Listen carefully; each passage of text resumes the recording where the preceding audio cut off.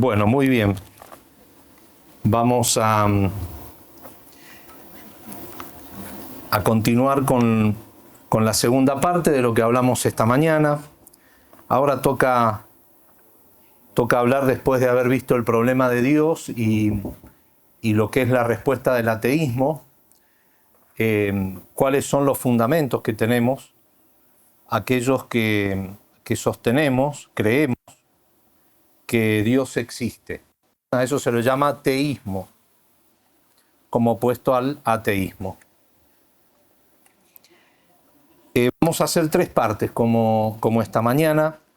En primer lugar vamos a decir algunas cosas acerca de los tipos de argumentos que nosotros tenemos para sostener que Dios existe, afirmarnos en eso con nuestro intelecto, con nuestra libertad también, y qué tipo de argumentos son, porque en eso en general el ateísmo reinante les va a pasar a ustedes también en la universidad, que en general las universidades tienen ambientes, algo que sea muy, muy católica, no solo de nombre, sino de realidad, la universidad a la que vayan, en general van a encontrar un ambiente hostil para aquel que considere que Dios existe.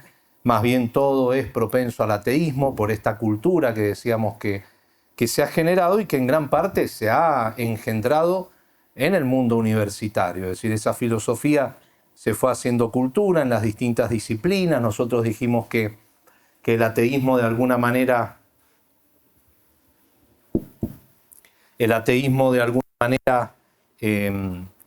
va suplantando a Dios en los distintos campos, en las distintas disciplinas, con teorías que lo van dejando de lado, lo van como exiliando. De hecho, ese fue el nombre que el padre Fabro le dio a ese libro que yo les mostré esta mañana. Esa es la versión italiana, pero él primero lo escribió en inglés y el título que le puso fue God in Exile, Dios en el exilio. Se lo va como exiliando a Dios de la cultura, y eso se va engendrando en gran parte en el mundo académico y en el mundo universitario. Es por eso que en general van a encontrar un ambiente hostil. Ese ambiente hostil hace que muchas veces se denigren, se desprecien los argumentos que tenemos, los que sostenemos que Dios existe, y en ese denigrarlo muchas veces hay muchísimo de prejuicio, de desconocimiento, voluntario muchas veces, ¿no? Desconocimiento de la naturaleza auténtica de esos argumentos.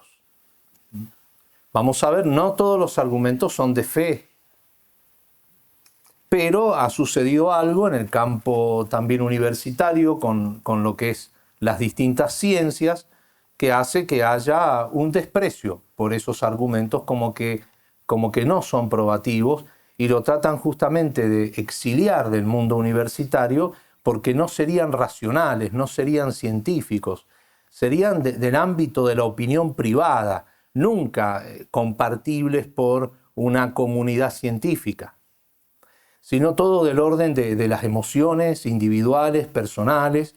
Por eso queda relegado Dios a la sacristía, al templo, al ámbito personalísimo de la relación del alma con Dios. Pero nunca puede ser expuesto ese argumento como algo válido científicamente. Después vamos a ver los argumentos que da Santo Tomás, las famosas 5 vías, para terminar con las objeciones que pone Santo Tomás en ese mismo artículo de la Suma Teológica, donde expone las vías, porque consideramos que no solo sus respuestas se han como eternizado, porque realmente no han cambiado de Santo Tomás hasta nuestro tiempo los argumentos que la Iglesia da para demostrar la existencia de Dios, es decir, fueron definitivos, por más que avance la ciencia, ya vamos a ver, pero son definitivos, sino también las objeciones. Dio en pocas objeciones, pero dio como en el centro de lo que normalmente objeta el hombre ante la existencia de Dios, y van a ser como las dos objeciones que ustedes también más van a encontrar, no solo en el ámbito universitario, sino también de convivencia con sus coetáneos. Muy bien, vamos entonces al tipo de argumentos. Retomemos aquello que dijimos esta mañana, de que el problema de Dios no es un problema fácil para nosotros, por la posición en que nos encontramos los seres humanos. Vivimos en un mundo material, inmersos en una naturaleza física, en la cual dijimos que Dios no aparece. Es decir, Dios no es de experiencia inmediata. Eso lo va a decir cada vez que hable de esto Santo Tomás, va a decir, para nosotros la existencia de Dios no es de evidencia inmediata. Es por eso que hay ateos, si no, no habrían ateos, dice Santo Tomás. Hay necios que dicen en su corazón, Dios no existe. Entonces, el llegar a afirmar que Dios existe implica un trabajo, un camino arduo. Siempre es presentado por Santo Tomás como algo arduo. Vamos a leer textos de Santo Tomás y del Padre Fabro, como esta mañana.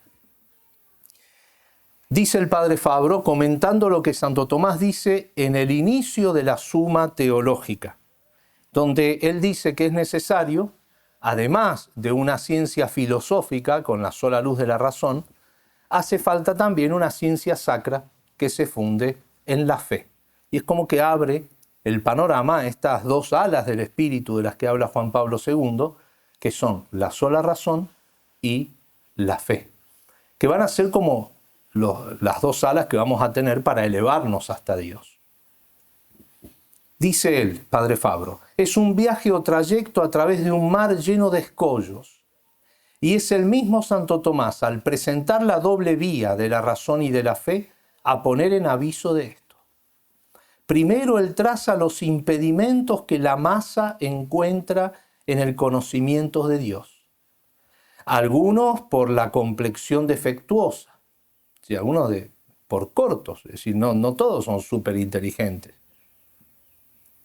Algunos por la complexión defectuosa, otros por las necesidades de las preocupaciones familiares, otros incluso por la pereza.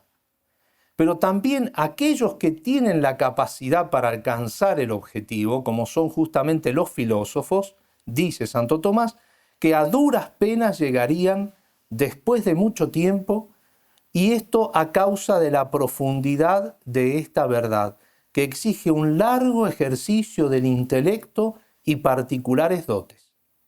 Sobre todo la investigación se presenta ardua, sigue el Padre Fabro, durante la juventud, cuando el alma es agitada por el torbellino de las pasiones, y por eso sería reservada a pocos, después de mucho tiempo, y no sin mezcla de muchos errores.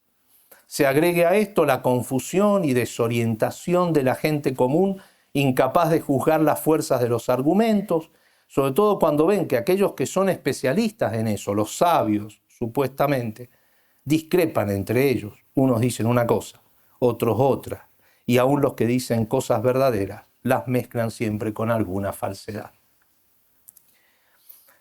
De aquí concluye el prudente teólogo la necesidad de la revelación y de la fe para el conocimiento seguro de la verdad que salva, que es el principio de toda verdad como fuente del ser de todas las cosas. Bueno, entonces, es tan importante para nosotros resolver el problema de Dios y llegar a Dios y llegar a conocer el principio y el fin de nuestra existencia, que es el fundamento del ser y por lo tanto el fundamento de toda verdad. Es tal nuestra necesidad y al mismo tiempo es tan alto y arduo el objetivo de llegar a conocer a Dios, que Dios existe y conocer algo de Él. Y somos nosotros, los sujetos que conocemos, somos tan deficientes, tan limitados, ya de naturaleza, sin hablar de naturaleza herida, por el pecado que nos ha oscurecido más. Pero ya, así nomás, de naturaleza tenemos como el modelito más estándar y más sencillito de inteligencia. No tenemos inteligencia angélica, mucho menos la inteligencia divina. Nuestra inteligencia, estamos ahí, con lo justo. Es lo inferior en el orden intelectual, es el hombre. Pero es espiritual. Es espiritual, pero es espiritual unido a un cuerpo. Eso significa y justamente necesita del cuerpo porque tiene ese tipo de inteligencia. Es una inteligencia que va primero tomando los datos del mundo sensible y después va formando conceptos y principios universales, espirituales, son espirituales, pero como muy ligado a la experiencia sensible. Y ya dijimos, Dios no pertenece a la experiencia sensible. Entonces yo tengo que hacer un salto a un orden en el que no me manejo habitualmente. Yo habitualmente me manejo con esencias de cosas que son en el mundo material, que yo las puedo experimentar, puedo hacer experimentos sobre ellas, elaborar hipótesis, establecer las leyes que rigen su movimiento, su aparecer, su surgir, el surgir de los fenómenos. Pero siempre con una referencia a lo sensible, siempre en un mundo donde hay tiempo, y después resulta que en Dios no hay tiempo, hay eternidad. Yo me manejo todo con lo espacio-temporal. Y Dios está fuera del espacio, está fuera del tiempo. Yo me manejo con todas esencias como encapsuladas, limitadas. Dios no tiene límite. Y entonces resulta que es el modelo más básico de inteligencia, tratando de conocer el objeto más alto de conocimiento, que es el ser infinitamente perfecto, que es Dios, trascendente a este mundo.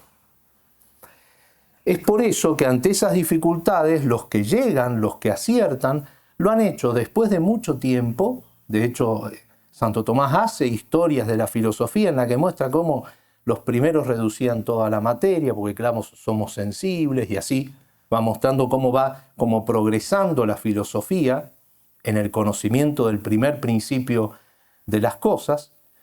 Y entonces, después de mucho tiempo, con mucha dificultad y con peligro de muchos errores, algunos llegan a conocer que Dios existe, así de una manera filosófica, seria, profunda, y otros muchísimos no. Y no puede ser. Si el problema de Dios es el problema esencial del hombre esencial, no puede ser que tanta gente quede como sin acceder a Dios. Es por eso que Dios se da a conocer, se revela. Y ahí viene el segundo modo de conocimiento, que es el de la fe. Son muy distintos estos dos modos de conocimiento. El conocimiento racional usa la sola fuerza de la razón humana, no se basa en la autoridad, sino en las pruebas intrínsecas para llegar a concluir una verdad determinada. Y para eso tiene que tener pruebas que sean accesibles a esa inteligencia. No acepta nada por autoridad, ni humana ni divina. La razón se mueve así. La fe, en cambio, es de lo que no se ve, de lo que no se llega a comprender del todo, y se acepta por autoridad. Aún la fe humana. Después, la fe como don sobrenatural tiene que, a lo que asiente, es a lo que Dios le dice acerca de él y del mundo y del hombre, y lo hace por la autoridad de Dios. No es totalmente irracional. La fe viene a perfeccionar la inteligencia. La gracia no destruye la naturaleza, la supone, la sana y la eleva. ¿La supone en qué sentido? Si dijimos que a las personas, a la gran mayoría, se le hace difícil llegar a un argumento racional que le dé certeza de la existencia de Dios. Y porque la inteligencia no tiene solamente su uso más científico, serio, profundo, tiene también como un uso espontáneo.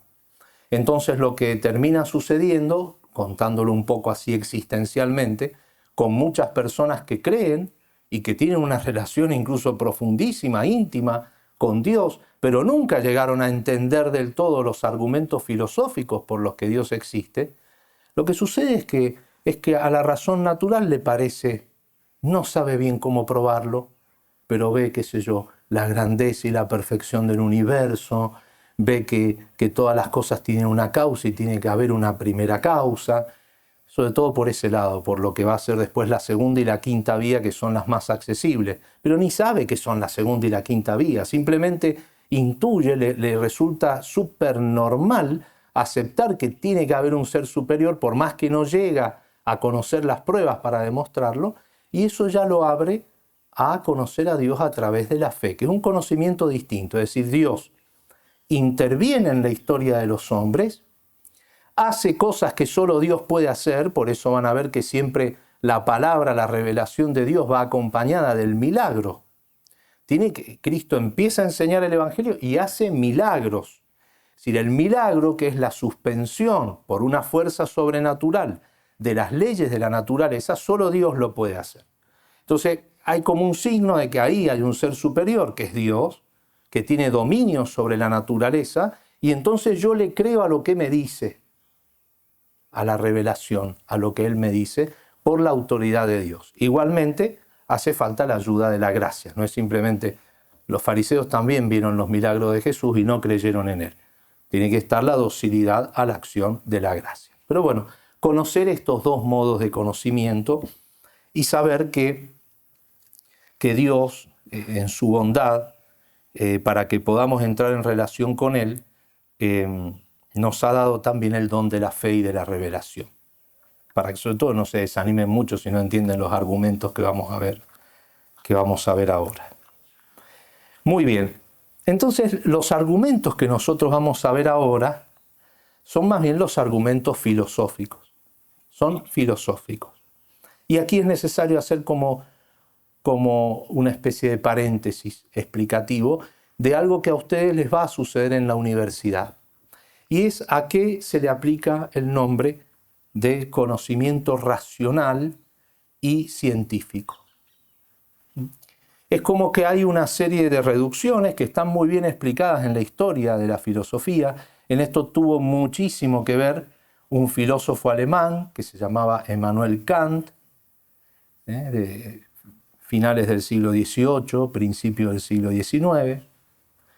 Él escribió una obra que se llama La crítica de la razón pura, donde de alguna manera quiso como poner en el banquillo y juzgar críticamente cuáles son las verdaderas capacidades de nuestra inteligencia. ¿Ven lo que dijimos hace un rato? El modelo de inteligencia más básico, buscando alcanzar algo que trasciende lo que sería su objeto más proporcionado, donde se siente más cómoda la inteligencia. La inteligencia se siente más cómoda tratando de las cosas sensibles. Y él, una cosa que hizo fue, por una muy mala teoría del conocimiento, muy errada, él decía que la inteligencia obra bien, conoce bien, cuando le aplica categorías a priori que tiene la inteligencia, las aplica a los fenómenos sensibles que le viene de afuera. Como que el conocimiento, para ser realmente intelectual, tiene que tener este aspecto de formal y material. Si yo no tengo un fenómeno al cual le aplico una categoría, ese conocimiento propiamente no es científico, no es especulativamente seguro, garantizado, sino que son como defectos que tiene nuestra inteligencia, que muchas veces dice como que quiere dar un paso más largo que la pierna que tiene. Entonces anhelaría fundar el universo en el que está, metafísicamente, anhelaría encontrar un absoluto, pero son anhelos que que nunca van a ser satisfechos por vía especulativa. Eso dio lugar a lo que se llama el positivismo. El positivismo es la teoría de la filosofía de la ciencia que sostiene que solamente es científico aquello de lo cual yo tengo una experiencia a partir de la cual puedo elaborar teorías, hipótesis, para descubrir las leyes en el orden que sea, la química, la física, las matemáticas, descubrir el orden que tiene la naturaleza en ese orden. Entonces, si yo a ustedes les digo, tal persona es científico, ustedes no piensan en un filósofo. Antes de Kant, para Aristóteles, para Santo Tomás, el filósofo sí era un científico, porque la ciencia es el conocimiento cierto por las causas, y de alguna manera era el científico por excelencia, el que tenía más ciencia porque tenía la ciencia más profunda.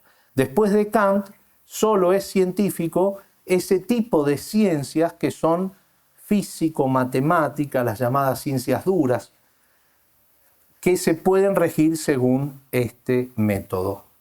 Entonces, ¿qué pasa? El problema que van a encontrar en la universidad no es tanto directamente con la fe, porque ellos te van a decir, bueno, vos si querés cree, anda a la iglesia, anda a misa los domingos, pero no metas en la universidad como si fuera algo científico la fe. Hay una ciencia sagrada sobrenatural también, pero pónganle que esa no la acepten. El problema no es tanto con la fe, sino más con la filosofía. Es decir, ustedes van a encontrar que les van a pasar de las ciencias duras directamente a la fe.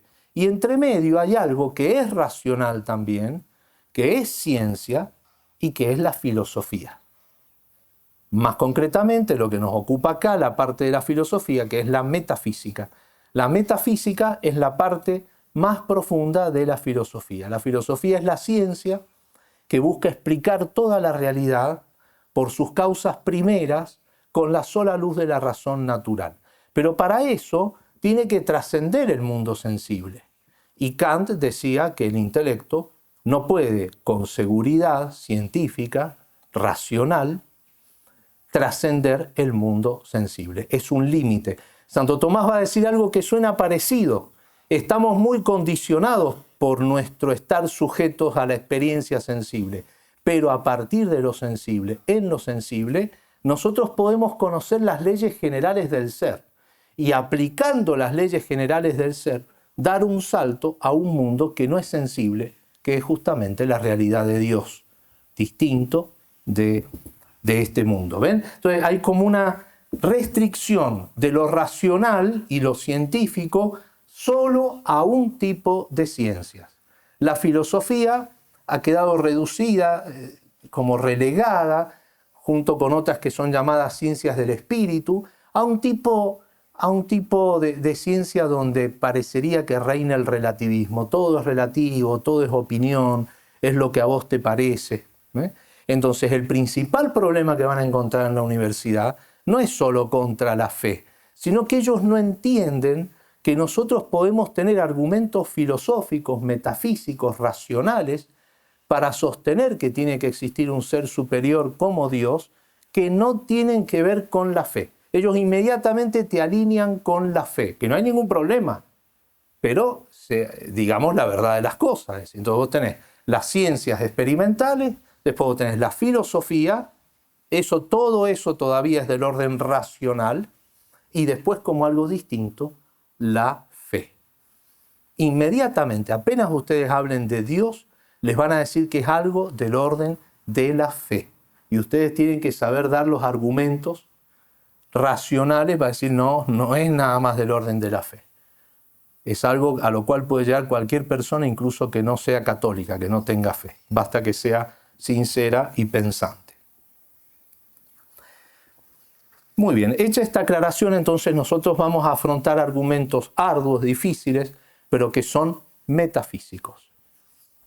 Hoy en día, lamentablemente, la misma palabra metafísica está totalmente denigrada. El año pasado, cuando fue el último accidente de trenes que hubo en Buenos Aires, a los días, después de que pasó la turbulencia de todas las noticias ahí, habían chocado 2 trenes, venían los análisis, ¿no? Y en un diario importante, un diario conocido, salió un artículo que decía, la metáfora era como la interpretación, el accidente el choque de los trenes a la luz de la metafísica. Yo me fui, el profesor de metafísica, digo, a ver, ¿qué van a decir acá? Y era que, claro, chocan 2 trenes y eso te habla de hay una vibra negativa, las fuerzas ocultas del universo no están armonizadas, hay algo que no está alineado, entonces el accidente reflejaba la pérdida de armonía que tenemos en el universo. Si por Argentina tenemos una pérdida de armonía total, pero eso no es metafísica. Entonces hoy en día se relaciona la metafísica esa como ciencia de las fuerzas ocultas que están detrás en el mundo físico, y no, metafísica es la ciencia que trasciende lo físico para encontrar las leyes del ser. de lo físico, pero en cuanto ser, de los entes que nos rodean, pero en cuanto al ser. Y entonces conoce lo que es el ser, lo que son todas las perfecciones que encuentro, qué relación hay entre ellas, cuál es la más importante, qué leyes son las que rigen el ser, que todo efecto tiene una causa, que todo lo que se mueve es movido por otro, que todo participante participa de un ser que le ha dado la perfección que es por esencia. Son leyes que se van encontrando y que nos permiten llegar al fundamento de la realidad. Muy bien. Esta dificultad y como este riesgo del camino que hay que tomar, lo expresa muy bien Santo Tomás cuando elige la palabra vías. Es decir, nuestra condición, esta como aventura de la búsqueda del absoluto con todo nuestro intelecto, con nuestra libertad, porque acá vamos a ver cómo se involucra la libertad, está muy bien expresado en esa expresión del homo viator.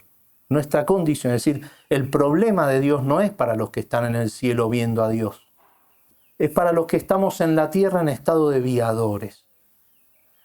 Entonces el padre Fabro tiene un parrafito hermoso en que habla de esta expresión que usa Santo Tomás de vía, de camino, porque él dice que expresa muy bien lo que es lo arduo, pero también como el riesgo existencial que implica recorrerlo. De hecho, vamos a ver que el texto de las vías son 5 parrafitos, uno para cada vía. Evidentemente, esas son solo indicaciones de camino de todo un drama personal que tiene que vivir cada uno, que tiene que transitar cada uno. Podemos usar la analogía de subir una montaña. La vamos a ir usando en la tarde, en lo que sigue. No vamos a hablar toda la tarde, todo lo que queda. Pero eso, yo tengo que subir un cerro muy alto, y piensen en algo de más de 5.000 metros, una de las montañas más altas que puede haber aquí en la cordillera de los Andes, una Aconcagua, el techo de América, con sus glaciares de nieve, y yo quiero llegar a la cumbre, ¿no? Y bueno, para llegar a la cumbre hay toda una preparación intelectual, una ciencia que yo tengo que adquirir, información. Tengo que saber muchísimas cosas, pero además tengo que buscar, querer, esforzarme, tengo que subirlo. Y en esa montaña, que es una sola, por más que es una sola, los que son versados en la montaña saben que muchas veces hay muchos caminos para subirla, para llegar a la cumbre. Hay algunos que son más fáciles, te dicen ese es el camino turista, hay otro que no, que es mucho más técnico, más difícil, más arriesgado, hace falta equipo, hace falta tal vez un guía especializado. Bueno, así más o menos es el tema de las vías para llegar a la existencia de Dios, ¿no? Dice con respecto al término este de camino, que somos como caminantes en esto, ¿no? Es más, o sea, yo soy un convencido de que, no hace falta ser un genio para darse cuenta, que las vías las seguimos pensando, rumiando y entendiendo hasta que nos morimos. No es un camino que termina. Vos podés a lo sumo, se lo digo a mis alumnos, le digo, yo cuando les tome el examen no les voy a pedir que ustedes ya hayan recorrido existencialmente estas vías, porque es algo de toda la vida. Les voy a pedir que me muestren que entendieron las indicaciones de camino que dio Santo Tomás. Porque las vías, como está en el texto, son indicaciones de camino. Como si yo me pongo debajo del cerro y te digo, mirá, tenés que ir por la derecha, agarrás aquel lomito, vas a llegar a tal lugar, ahí a la derecha, de nuevo a la izquierda y ahí vas a llegar a la cumbre. Te lo expliqué en 30 segundos y a vos te va a llevar 2 días subirlo. Son indicaciones de camino solamente. Dice el padre Fabro, el término vía, sea en su significado directo de trayecto en el espacio hacia un término, como en el sentido moral o metafísico de método de vida o de conocimiento para alcanzar un objetivo, es tan antiguo cuanto lo es el ser humano. En la filosofía el término hace su ingreso con Heráclito y Parménides y se transforma en uno de los términos fundamentales para indicar el recorrido que el hombre debe cumplir para alcanzar la verdad y obtener la salvación. Así existe la vía de la verdad como la vía de la falsedad y del error. Existe la vía del bien y de la virtud, así como la vía del mal y del vicio. Nosotros muchas veces decimos, anda por mal camino, ¿no? Usamos esa expresión, es una expresión muy metida en el ser humano, muy cercana al ser humano. Cristo dice, yo soy el camino, la vía. Vías, veritas, vita. El camino, verdad y vida. Camino, yo soy el camino. Buscar la vía, indicar la vía, recorrer la vía, errar la vía, que es otro de los posibles problemas en la montaña, podés equivocar la vía. Y expresiones semejantes, dice el padre Fabro, penetran la tensión de la vida de todo hombre y parecen tal vez los más intensos para caracterizar su condición de riesgo existencial. Si acá lo que está en riesgo es mi existencia, por la importancia que dijimos que tiene el problema de Dios para mí. Yo puedo fallar toda mi vida si me equivoco en esto. Si no llego a tener una convicción que Dios existe y a tener con Él una relación personal que se va a dar en el orden de la fe, una relación personal, íntima, que marque todas las decisiones de mi vida, yo puedo fallar en mi existencia terrena y en mi existencia eterna. Entonces hay un riesgo existencial enorme. El término vía termina como método cognoscitivo, se transformó en clásico en el pensamiento cristiano, especialmente como es sabido por la obra de Santo Tomás de Aquino, en la Suma Teológica, cuando habla sobre la existencia de Dios. Al punto que si uno dice las vías, ya entiende que son las vías de Santo Tomás para demostrar la existencia de Dios. Pero no habría por qué entender inmediatamente, hacer esa relación. Es como que se robó el nombre de vías para esta búsqueda de la existencia de Dios. Muy bien, ¿y la mente humana entonces? ¿Qué dice Santo Tomás? Está bien, dice que Dios no es evidente para nosotros, pero ¿puede, con estos límites que hemos indicado, puede alcanzar? Santo Tomás se lo pregunta en muchas obras eso. Por ejemplo, en la Suma contra Gentiles, en la Suma Teológica, en el comentario al De Trinitate de Boecio. Vamos a citar algunas cosas que dice él. Se pregunta si puede, usa un verbo, pervenire, quiere decir alcanzar un objetivo con esfuerzo.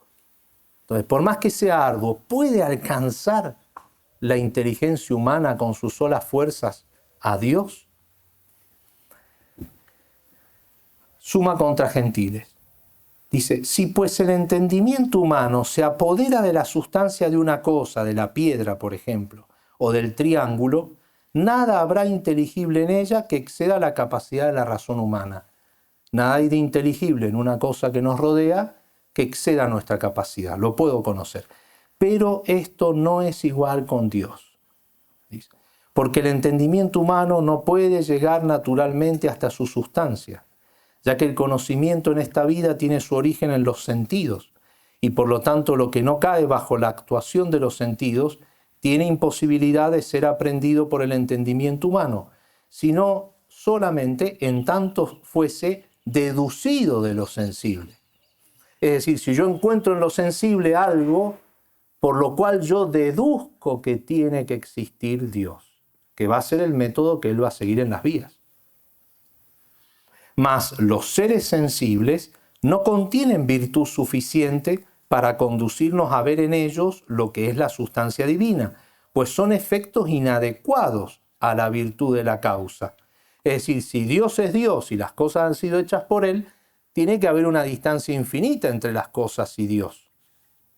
Entonces no me permiten yo viendo las cosas conocer. Por ejemplo, veo algo bueno, una persona buena. Experimento lo que es la bondad de un amigo. No, esa bondad no me da ni una ínfima, pero ni pálida idea de lo que es la bondad divina. Es efecto de Dios. Dios es la causa de esa bondad. pero viendo esa bondad yo no entiendo, no logro abarcar con mi inteligencia lo que es la infinitud de la bondad divina. Pero son efectos, por más que sean inadecuados a la virtud de la causa, son efectos. Y si yo mostrara que son efectos propios y exclusivos de Dios, es decir, que solo alguien como Dios los puede causar, me servirían para demostrar su existencia y otras verdades semejantes pertenecientes al primer principio. Entonces yo podría, dice, porque existen, si yo en ellas encuentro algo que me da indicios de que han sido causadas por una causa que es distinta del orden de las cosas creadas, entonces me servirían para sostener que Dios existe a partir de ellas. Y a partir de eso yo podría conocer alguna cosa más. En el otro texto, en el de Trinitate de Boecio, lo explica un poco mejor. Les cuento lo que agrega nada más. Primero empieza, él ahí hace como todo un mapeo de todas las maneras en que el hombre puede conocer algo. Y va descartando, ¿no? Dice, de esta manera Dios no lo podemos conocer, de esta no, listo, va descartando y siempre poniendo ese argumento del límite de nuestra inteligencia. Pero dice, lo único que queda es que si llegamos a poder alcanzar a Dios con nuestro intelecto, sea a través de las perfecciones de los efectos. Ahora dice, hay efectos que son proporcionados, otros que son desproporcionados. Como son desproporcionados, no me permiten conocer inmediatamente. Ninguna cosa me puede decir el que me ve a mí, ve al Padre. Eso me lo podía decir Cristo, pero ese árbol que está ahí no me lo puede decir. Porque es tal la distancia que tiene con Dios que verlo no me permite entender lo que es Dios, abarcarlo con mi inteligencia. A eso se refiere. Entonces él va a insistir mucho en que en esta vida, con la sola luz de la razón, incluso ni siquiera con la fe, porque la fe es una luz que se nos da, pero en estado de viadores. Ese auxilio de la fe tiene mucho de oscuridad también, de oscilaciones. Por eso es que tenemos fe, pero igual a veces terminamos pecando, yendo contra Dios. Es porque a Dios no lo estamos viendo todavía cara a cara. Estamos con el riesgo de estar en camino a esa cumbre a la que queremos llegar. Por eso no podemos, dice él, conocer la esencia de Dios en esta vida. Con eso él quiere decir, yo no lo puedo abarcar con mi inteligencia, en una concepción de mi inteligencia. San Agustín dice que si yo pienso que encerré a Dios en un concepto mío, entonces eso ya no es Dios, por la limitación de mi inteligencia. Pero sí puedo conocer que existe. Y después aclara algo muy, muy importante. Dice, ahora, entre los que llegan a demostrar que Dios existe a partir de las cosas, hay algunos, dice, que entienden más todo lo que eso implica que otros. Entonces, nosotros mismos, no es solo una persona entiende más que otra, nosotros mismos hay momentos de nuestra vida en que entendemos menos y otros en que entendemos más todo lo que implica. Entonces, fíjense, no es solo llegar a sostener Dios existe, sino que mi inteligencia para llegar a conocer algo más de Dios puede, haciendo metafísica, progresar paulatinamente en ese camino a través de una como purificación de la propia inteligencia, de una profundización de todo lo que implica lo que ya demostré, que Dios existe porque existen las cosas. Y ahí él recurre a un método que era del pseudo Dionisio, un teólogo cristiano, neoplatónico cristiano, de por ahí del siglo VI, VII, que tiene una obra que se llama Sobre los nombres de Dios, y él usa un método para progresar en el conocimiento de Dios que es la vía de afirmación, que lo llama también per causalitatem, es decir, si yo digo que Dios hizo las cosas y veo que las cosas son buenas y perfectas, Dios tiene que ser bueno y perfecto, porque nadie da lo que no tiene, pero algunos no se avivan de eso. Tenés que dar un paso y darte cuenta de eso. Entonces Dios, todo lo bueno que yo veo en el mundo, tiene que estar en Dios porque Dios es la primera causa. Si Dios es la primera causa del mundo, tiene que estar en Él la perfección que veo en las cosas. Ahora, en las cosas, justamente yo postulé que tenía que existir Dios, porque en las cosas esas perfecciones están de una manera imperfecta, indigente, como ya vamos a explicar. Por lo tanto, en Dios, si justamente postulé que Dios existe porque las cosas se muestran inconsistentes por el límite que tienen, en Dios no tiene que estar la imperfección de la criatura. Entonces Dios, si las cosas son compuestas, no, Dios es simple. Si las cosas son mutables, no, Dios es inmutable. Si las cosas son materiales y al ser materiales implican un límite, Dios tiene que ser espíritu. Y esa vía es la vía negación, es decir, yo afirmo de Dios que tiene que tener la perfección de las cosas, niego que lo posea de un modo como lo poseen las cosas, y todo basado en las vías.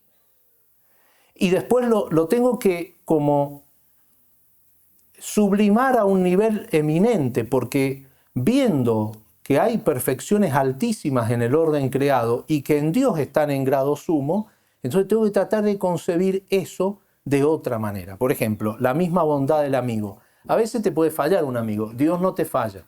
Entonces Dios tiene la bondad en un grado eminente. Después descubro por la revelación que Dios es Padre. Y bueno, pero la paternidad que yo conozco, yo la única manera que tengo de conocer, entender algo de Dios es a partir de lo que conozco en la realidad. En eso Santo Tomás es sumamente realista. Da paso a paso, no da ningún paso en falso. Nunca se adelanta con algún tipo de proyección que no tenga fundamento.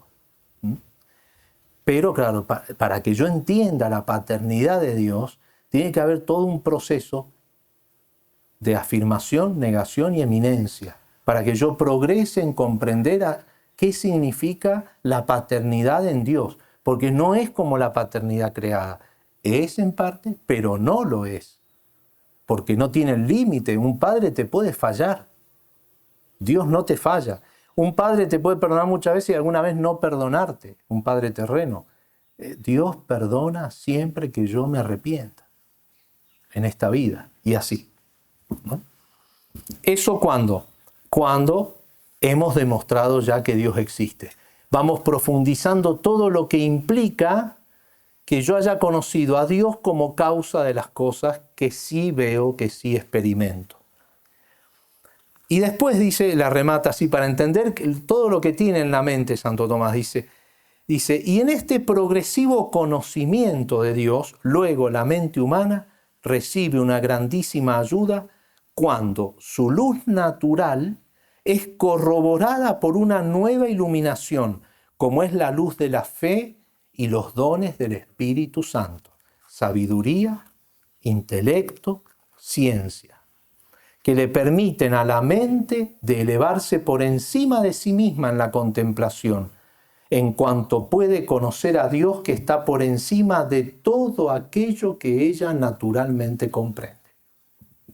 Entonces Dios obra en el alma, ya una acción sobrenatural, y te permite ahondar en el conocimiento de Él, pero ya por la acción del Espíritu Santo en el alma con sus dones.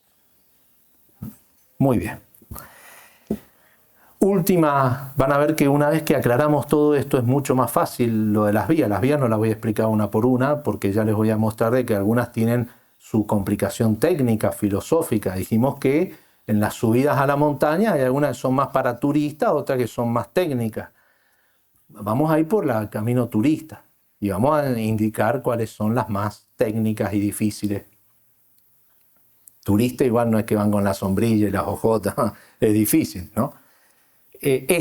Todas las vías, las 5 vías, Santo Tomás, pruebas de la existencia de Dios da en sus distintas obras, pero en la Suma Teológica, que sabemos que es la obra que él pudo diseñar y pensar arquitectónicamente con total libertad, dice claramente, 5 son las vías para demostrar que Dios existe.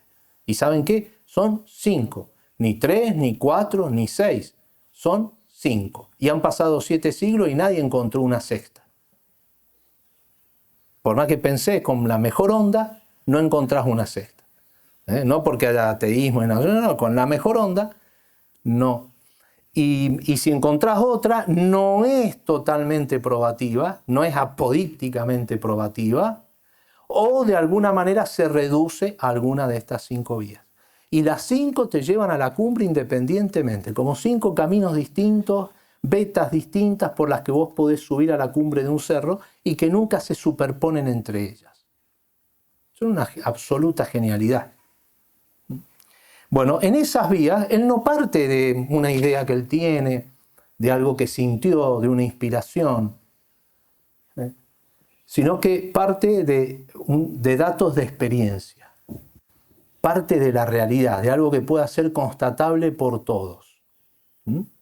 Parte de eso. Y en la realidad, él encuentra como rasgos metafísicos, en las cosas, recuerden, son pruebas metafísicas, no son pruebas del orden científico. Por eso hay que prestar atención cuando te dicen, no, encontraron la fórmula con la mejor onda también a veces, pero eso es lo que la mejor onda es, parece el enemigo. Encontraron la fórmula matemática de la existencia de Dios. ¿Y qué querés decir con eso? Si Dios no es del orden de la cantidad, Dios no es del mundo físico, que es el mundo que estudia las matemáticas. ¿Cómo? Ahí no vas a encontrar ni en un laboratorio, ni en un... pero padre, después en la quinta vía va a decir de que el orden que descubren los científicos ayuda. Sí, porque interpretan metafísicamente lo que encontraron las ciencias experimentales. Eso sí, pero en el campo de las ciencias experimentales no vamos a toparnos de golpe con Dios. Porque Dios no, las ciencias experimentales estudian el mundo físico y Dios no está en el orden del mundo físico. Entonces no lo vas a encontrar ni en la química, ni en una ecuación física, ni matemática. No es ahí. Por eso es un sofisma muy grande cuando los cientificistas te dicen de que la idea de Dios era cuando el hombre todavía no sabía cómo explicar el mundo. Entonces metía como el dedo de Dios por todos lados. Pero ahora que sabemos cómo funciona el mundo por la ciencia, entonces ya Dios no hace falta. No, nada que ver. Nada que ver. Vamos a ver dentro de unos minutos que en realidad, porque vamos descubriendo más el mundo y vemos que el mundo funciona de una manera maravillosa, no es porque hay una falla en el mundo y tengo que meter el dedo de Dios. No, no. Justamente porque funciona de una manera maravillosa es que decimos que tiene que existir Dios. Pero son pruebas metafísicas, es decir, yo puedo metafísicamente interpretar un dato de la ciencia, pero en el campo de las ciencias que estudian las cosas creadas no me voy a topar con Dios, porque es muy limitado el mundo. Por eso cuando te vienen con que los físicos diciendo que han encontrado ya el origen del universo, siempre tiene una falla metafísica ese argumento. Por más que sea probable la hipótesis, aun cuando fuera probable la hipótesis de cierta evolución material, igualmente están los problemas metafísicos de fondo que hace falta que... Entonces te dicen, 2 átomos, te dicen cosas increíbles, tener una fe gigante para aceptarlo, 2 átomos chocaron y ahora mira cómo está todo. Bueno, y vos le decís, bueno, ¿y esos 2 átomos quién los hizo? ¿De dónde salieron? Porque de la nada, nada sale. Tiene que haber un ser en el origen. Después, lo que hace Santo Tomás es analizar ese hecho metafísico y mostrar, y viene lo que se llama el momento de la contingencia o de la inconsistencia de las cosas creadas. Es decir, encuentra que las cosas tienen un cierto rasgo metafísico que te manifiestan que han sido hechas por alguien que no pertenece a ese mismo orden, es decir, que no es igual. Entonces vos, por ejemplo, ves una cosa que es efecto de otra, y esa otra es efecto de otra, y esa de otra. Bueno, dice, tiene que haber un punto en el que nos detengamos y haya una causa distinta que no haya sido causada por otra. ¿Por qué? Porque si no, la realidad queda inconsistente. Y yo veo que la realidad está. Es decir, yo veo que el ser está. Tengo experiencia del ser, tengo experiencia del mundo. Pero en este mundo hay ciertos rasgos de la finitud de las cosas, de nosotros y del mundo que nos rodea, que hace que pidan para que la inteligencia encuentre el fundamento de la realidad, tenga fundamento, porque si no, no estaría la realidad. Hace falta que exista un ser que tenga una condición metafísica distinta, que haya dado pero él no haya recibido de otro, que haya causado pero él no haya sido causado, que haya puesto en movimiento el universo pero que a él nadie lo haya movido, que haya ordenado el universo pero que a él nadie lo ordenó. Tiene que haber un primero, si no, la realidad queda inconsistente. Así funcionan las vías para demostrar la existencia de Dios. Eso es re importante entenderlo. Ahora lo que nos queda es decir, cada una de esas vías, qué elemento es el que toma de la realidad. Ustedes después les van a mandar, ¿no?, por la famosa aplicación ahí, el texto de las vías.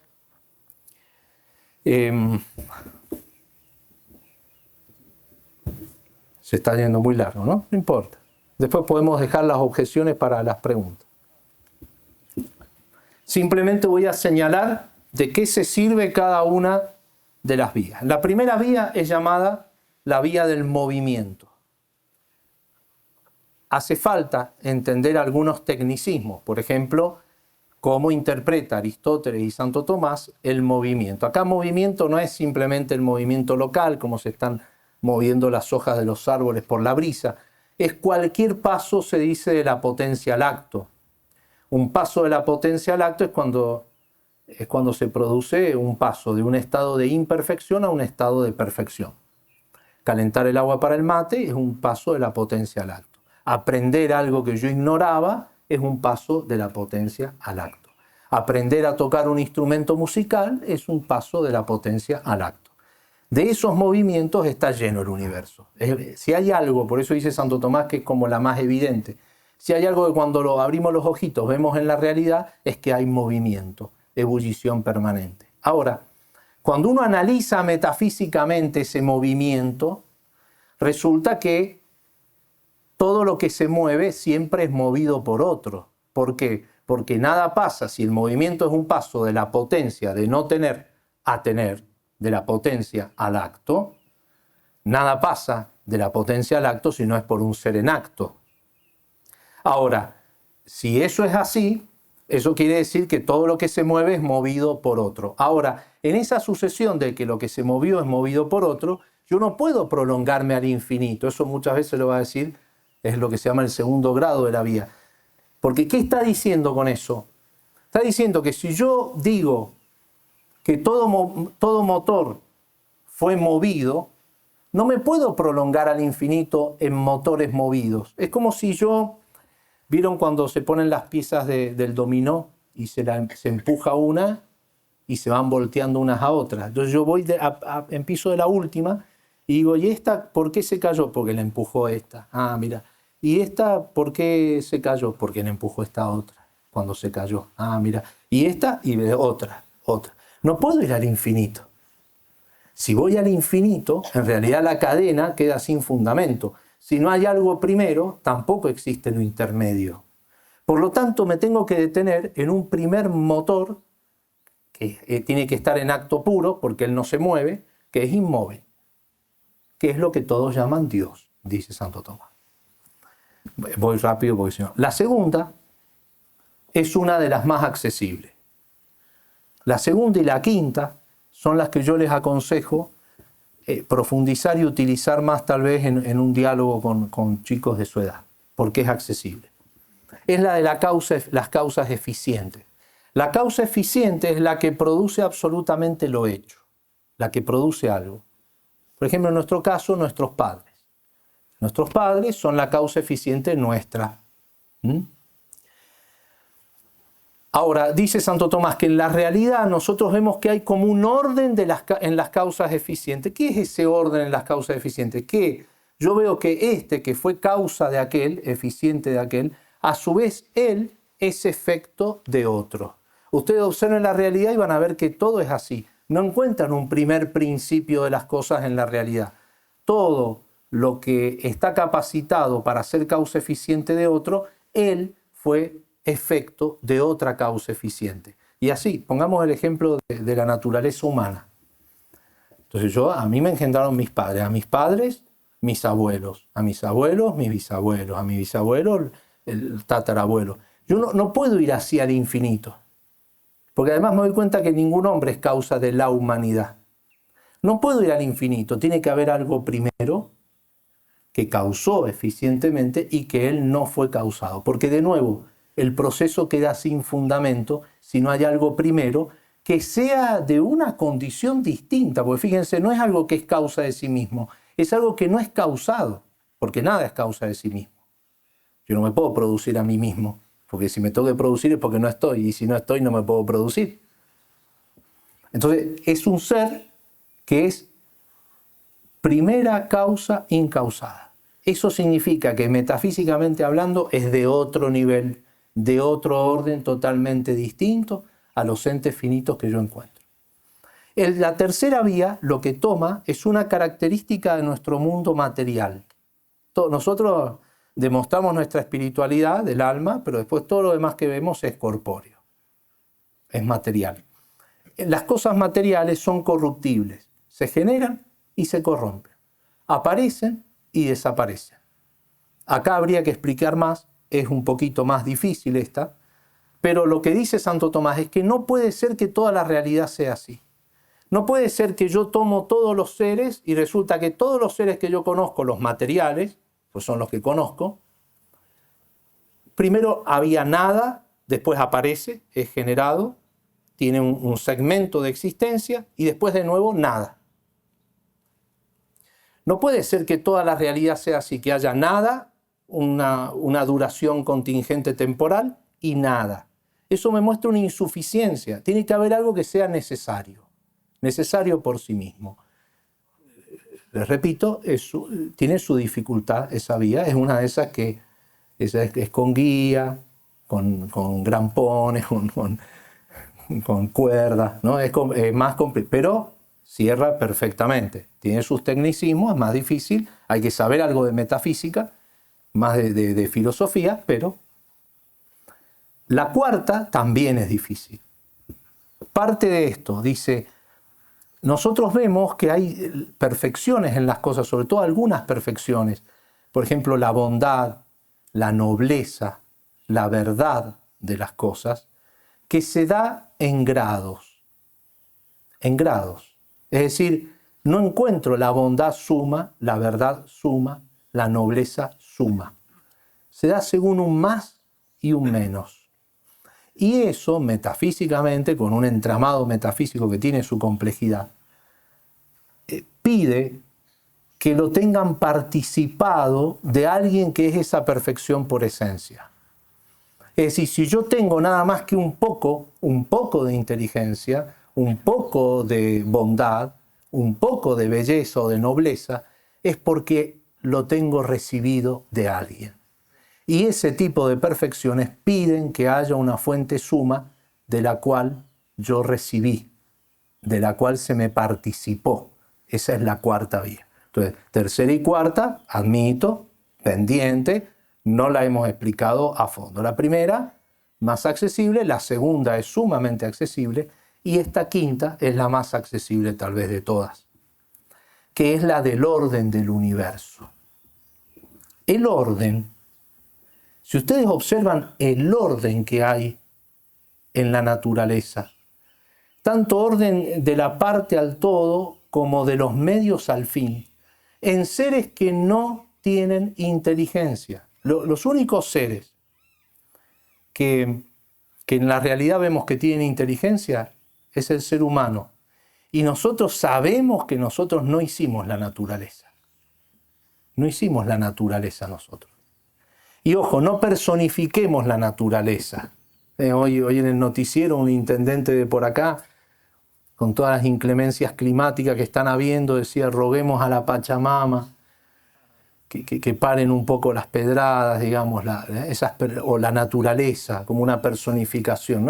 No existe la naturaleza como una...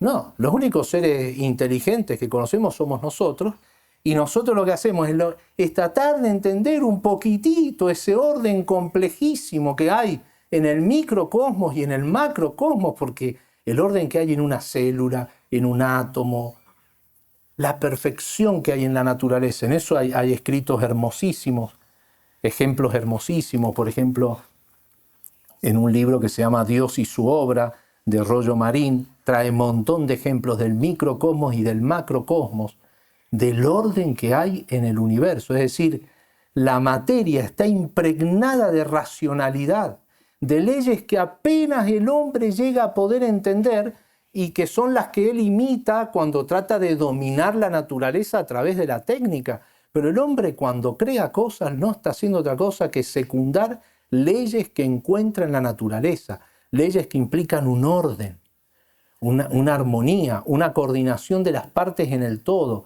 una coordinación de los medios al fin.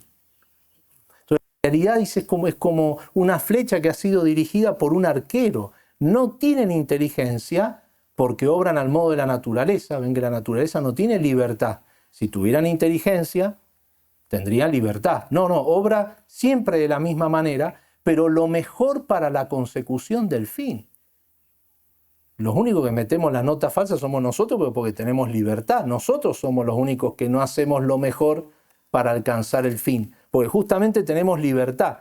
Nosotros podemos conocer el fin, conocer los medios y elegir entre los medios para alcanzar el fin, porque tenemos nosotros libertad e introducimos el desorden moral en el mundo. Pero el mundo natural está impregnado de inteligencia, de orden, y el orden es efecto de la inteligencia.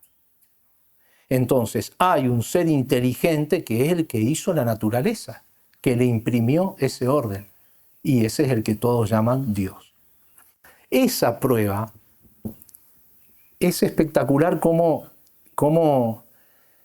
que le tuerce el brazo al cientificismo.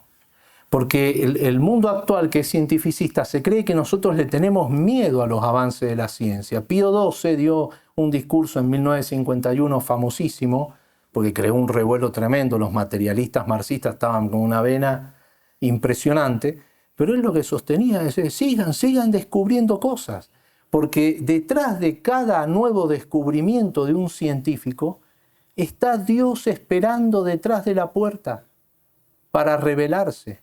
Porque cuanto más el hombre descubre el orden admirable del universo, eso no va en contra de la existencia de Dios, va a favor de la inteligencia de Dios.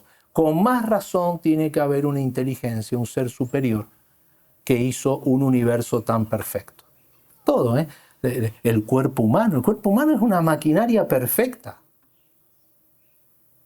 El universo, los astros que se mueven con una precisión que uno puede prever un eclipse, pero con años, con décadas de anticipación, por la precisión con que se mueven los astros.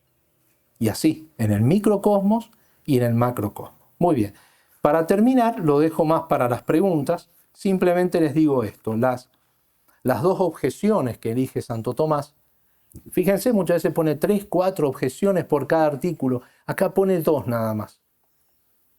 Una es la del problema del mal en el mundo, que enseguida, si quieren, les digo cómo la resuelve en las preguntas.